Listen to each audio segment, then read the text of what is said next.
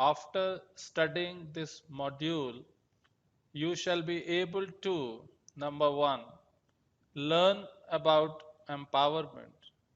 That means its meaning, what are its features, what are its components. Number two, identify the reasons for giving empowerment and its main element. Number three, learn about the features and types of empowerment. Understand the barriers to empowerment and how it can be achieved. Learn about empowering organizations. There are large number of case studies available regarding the organizations who have used empowerment as a means to achieve their organizational goals by aligning the individual goals of that organization. Learn about gender issues at work and unite goals of United Nations. Number two, appreciate the schemes and programs for economic empowerment of women. So friends, today our topic is empowerment, which is the buzzword of today in the organizations. There was a time when we grew from personnel management to human resource management, and the people was started treating as people or human resource instead of just machines. Now the time has come that people are considered beyond a resource, that they are themselves entities which need to be considered as something great. So from decentralization of authority or delegation of authority, a new term that has come up nowadays is empowerment. Let's see what Newstrom and Davis has to say on that. That is, empowerment is any process that provides greater autonomy through the sharing of relevant information and the provision of control over factors affecting job performance. Which means that the employees have actually got full freedom, ability and authority to perform their task freely, which was not there in the earlier syndrome where authority was being delegated. So it is much beyond delegation of authority. It's a much broader and deeper concept. Empowerment aims at utilizing human resource of the organization optimally by giving them every information and control over what they want to do it in their own way. That is the most important dimension, the own way. There is no interference. The right to take decisions in their work is solely given to them. And they also participate in the decision-making process. Make use of environmental opportunities in a better way by taking advantage of various parameters available to them in this competitive world. You know what happens when you give empowerment to people is that by doing so, employees take the responsibility of their own ideas and decisions, and also it helps them to be creative and release their hidden talents which would otherwise remain inaccessible for an organization if they are not brought into the center stage as part of the mainstream in deciding about how the organization should grow towards the objectives which the organization is supposed to achieve. We shall now discuss the reasons for giving empowerment. Number one, empowerment is a new way of managing human resources in the organization. Number two, it gives flexibility in the human behavior. Since the decisions are taken by the employees themselves, the intrinsic motivation level goes up and the output and productivity increases. That is how the organization gain through empowerment. In today's changing workplace environment, technological developments, restructuring of organizations, downsizing, re engineering of business processes, it plays a very important role by providing freedom to employees in many respects. It becomes more important in a world where two-thirds share is coming from services sector and largely from the organizations of the modern age using the intellectual capital. Release of control over employees is gained. Freedom to take decisions and becoming responsible for those decisions is something which is the most important dimension of empowerment. Participation in decision making, having control over what to do and how to manage things on their own, job awareness and job satisfaction. An interest in the job increases, which can be seen when people, those who are empowered, they work. Cooperation and integration can be easily achieved at workplace in real-time environment.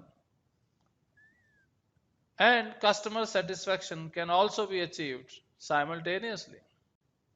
The main elements of empowerment have been stated as follows. Number one, freedom to think and act in an independent manner. Number two, optimum use of resources and no botheration of taking approvals. Number three, control over one's operational area. Number four, easy to take up initiatives on its own, having full control and do the things the way you feel like. We shall now discuss the types of empowerment. According to Bowen and Lawler, there are three types of empowerment that can be possible. These are stated as follows. Number one, suggestion involvement, which means suggestions and ideas are invited from the employees of an organization. Number two, job involvement. Employees have a significant control over what they are doing. They have a considerable control in directing how to do the work, and they get enough feedback about their performance. Their empowerment is in the job area they are assigned with and not in the strategic decisions which are prerogative of the top management. Number three, high involvement. This empowerment is related with total organizational performance. It gives their lowest level employees a sense of involvement in how their jobs do or how effectively their group performs along with total performance. The main features of empowering organizations are authority and information is delegated, decentralized, and diffused. Individual efforts within narrow department boundaries are replaced by cross-functional teams. Instead of information being withheld at each successive level in the hierarchy, it is shared through networking. The new structure means new managers with wide responsibilities. The employees work out their decision-making parameters on different areas on their own. We shall now focus on the barriers to empowerment. Empowerment involves delegation of authority, and superior may not want to delegate it to its subordinates because of no confidence in them or lack of capabilities in subordinates to perform the task, fear of exposure, or unwillingness to share, And maybe there are other reasons also which can stop a person to delegate the authority. The fear of losing importance is something which is also has been noticed in the organizations as barrier to empowerment.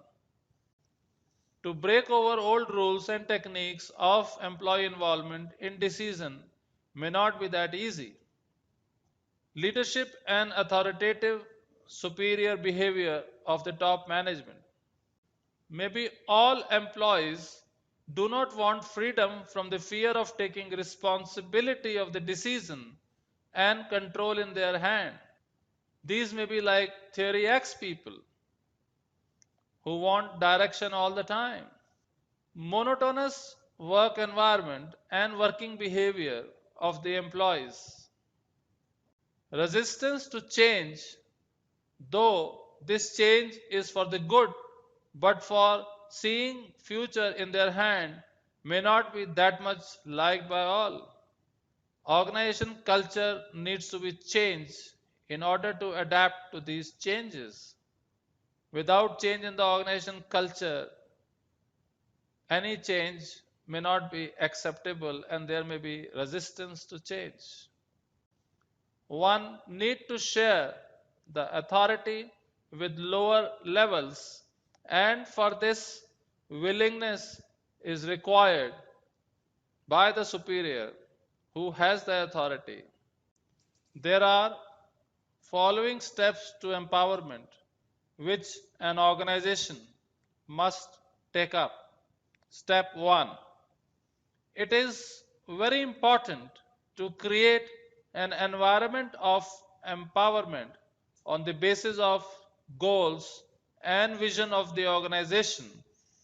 And also, when specific behavioral goals are also identified, that would help guide individual behavior as they work on their tasks. Step 2. Through one's own personal experience and allowing someone to defeat other in a challenge or overcoming a problem in its own way can be a great source of motivation that brings out one's own potential and expands his vision. Step 3. Managers can be a role model for their subordinates and help them in different areas such as operational, dealing with other employees and developments, dealing with customers, or optimum utilization of organizational resources at its best. Step 4.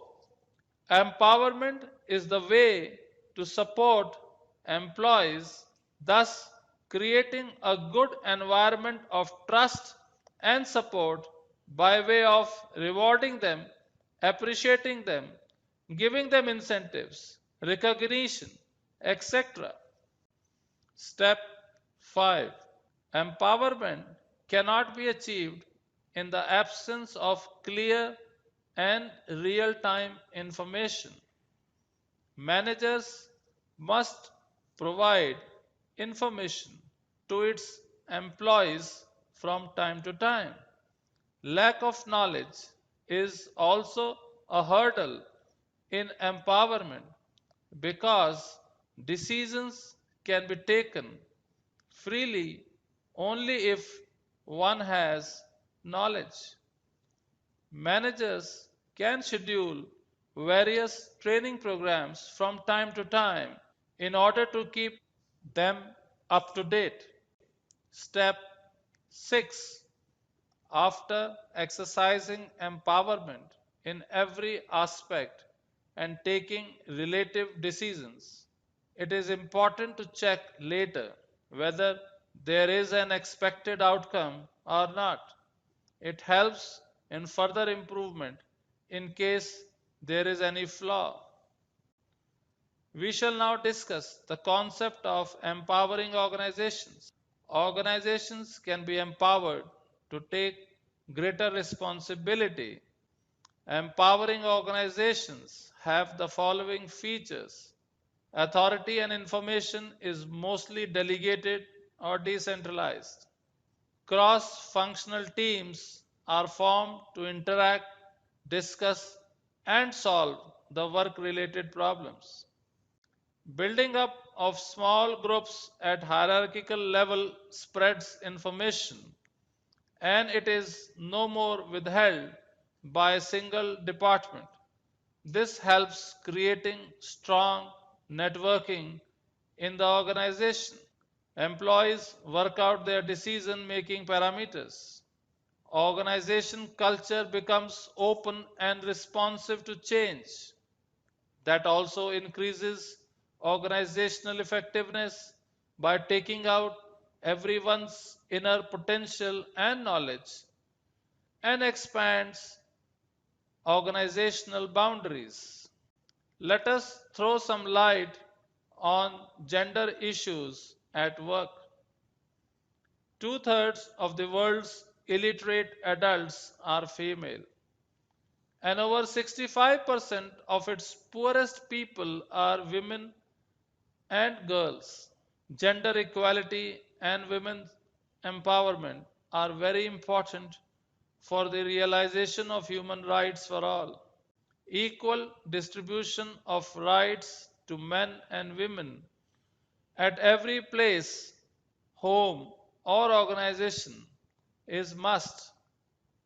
At workplace also, she should be given an empowerment without any discrimination. Empowering leads to full freedom to take decisions and control over their work, and there should not be any biases as to gender at workplace. In 2008, the United Nations UN Secretary General launched the Unite to End Violence Against Women campaign, UNITE, with the aim to raise public awareness and increase political will and resources for preventing and ending all forms of violence against women and girls in all parts of the world. Adoption and enforcement of national laws to address and punish all forms of violence against women and girls in line with international human rights standards.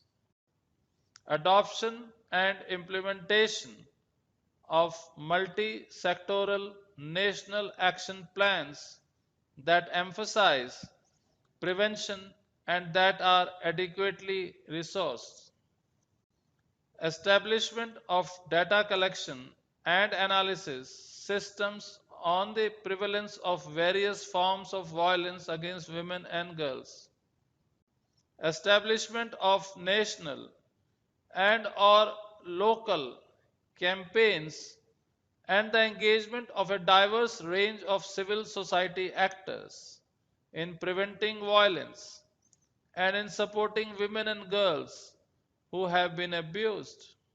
Systematic efforts to address sexual violence in conflict situations and to protect women and girls from rape as a tactic of war, and full implementation of related laws and policies. We shall now discuss why gender matters. To maintain a balance at workplace and to see whether a woman can be benefited along with men or not. Empowerment gives power, and men and women both at workplace need to be fully equipped with all the resources, including information for their development to use this power. To manage poverty, particularly in case of women empowerment, is a must. To give equal rights in all the matters at workplace so as to build trust and support. To give benefits of development and training to women and to everyone in the organization.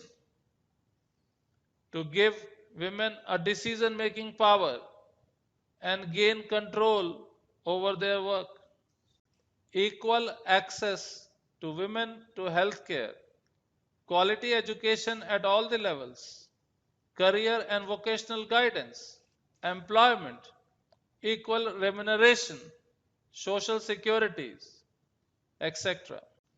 To change the thinking of the society towards women through active participation and involvement of both men and women at work, to eliminate violence and discrimination against women, to provide equal job opportunity and status for women. Government need to take steps in implementing laws related to protecting and empowering women. We shall now discuss the empowerment for women, various schemes and programs for economic empowerment of women run by Ministry of Women and Child Development in India. Let us now throw some light on schemes and programs. We shall discuss the skill upgradation, support to training and employment programs for women, also called as STEP in the abbreviated form. A central sector scheme launched in 1986-87 seeks to upgrade skill of poor and assetless women and provide employment on sustainable basis by mobilizing them in viable cooperative groups, strengthening marketing linkages, support services, and access to credit. Economic improvement. The extent of empowerment of women from a holistic and macro point of view is largely determined by three factors, that is, economic, social, and political identity. The objectives of the mission are to ensure economic empowerment of women and to ensure that violence against women is eliminated progressively. Central Social Welfare Board CSWB, in order to address the socio-economic needs of the women and children of selected 8 most backward districts in the northeastern region in the economic arena, Central Social Welfare Board has formulated the Integrated Scheme for Women Empowerment, called as ISWE in short. Rashtriya Mahila Kosh, which in English is called as National Credit Fund for Women, which was set up in 1993 with a corpus of rupees 31 crore against the backdrop of socio-economic constraints faced by poor women to access microcredit from the formal financial system in the country, especially those in the rural and in unorganized sectors.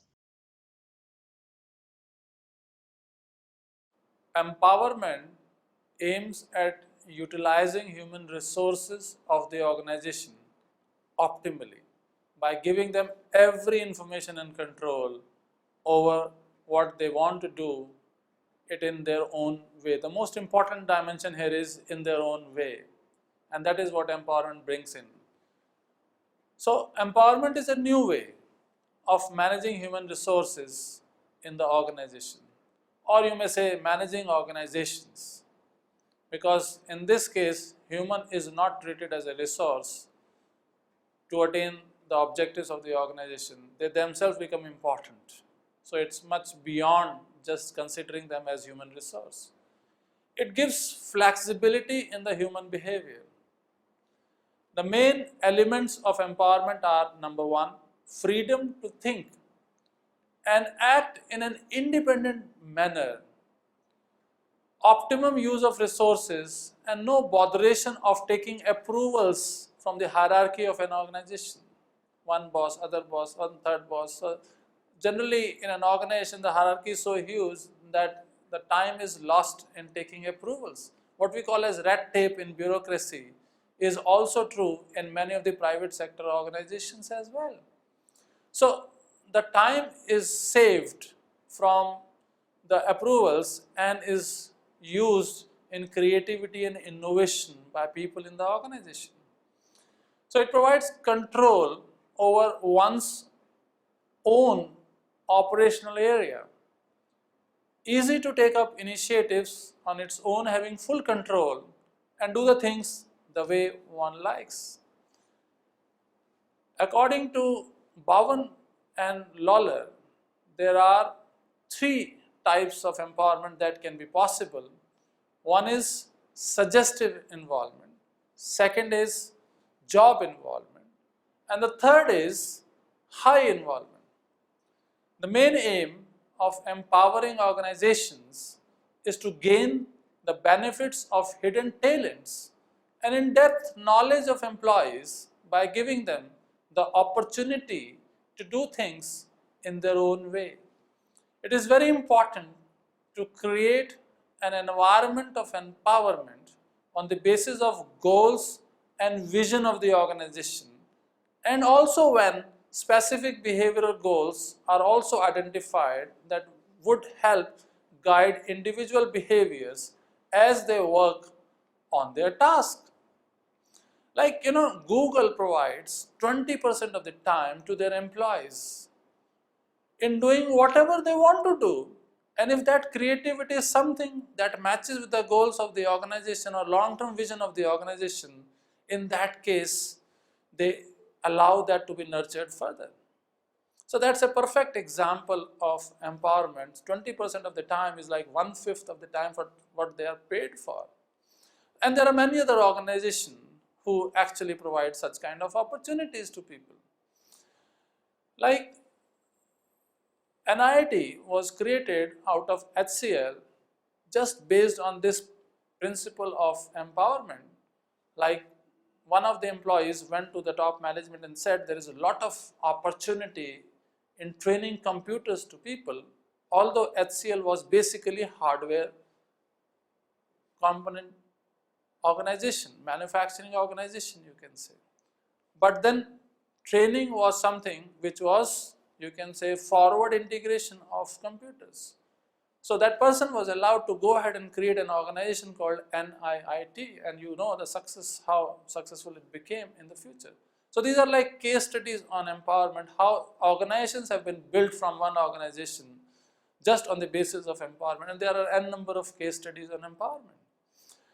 In 2008, the UN Secretary General launched the UNITE program to end violence against women campaign with the aim to raise public awareness and increase political will and resources for preventing and ending all forms of violence against women and girls in all parts of the world. And we have, a special law now in India, which was enacted after the Nirbhaya case. We all know about that case in India. But I would say that unless this sensitivity is imbibed by each and every individual in this country, the aim will not be achieved. So we need to go to the level of every individual and sensitize them on this issue. The schemes and programs for economic empowerment of women run by Ministry of Women and Child Development are support to training and employment program for women, STEP in short. Rajiv Gandhi scheme for empowerment of adolescent girls, RGSEAG in short it is called. And there are other schemes like Integrated Scheme for Women Empowerment, ISWE. And there is another one which is called as Rashtriya Mahila Kosh, National Credit Fund for Women, Gender Budgeting and Economic Empowerment for Women. And apart from women, specifically, there are schemes like Pradhan Mantri Jan Dhan Yojana, which is available for all. So women and men both are included in that. And each one is allowed to open a bank account. And if you operate that bank account, you can have loan also from there. So women have the advantage of schemes which are available only for the women as well as they can participate in the schemes which are available for public at large. So they have that advantage that they can participate in both. So that is all about empowerment.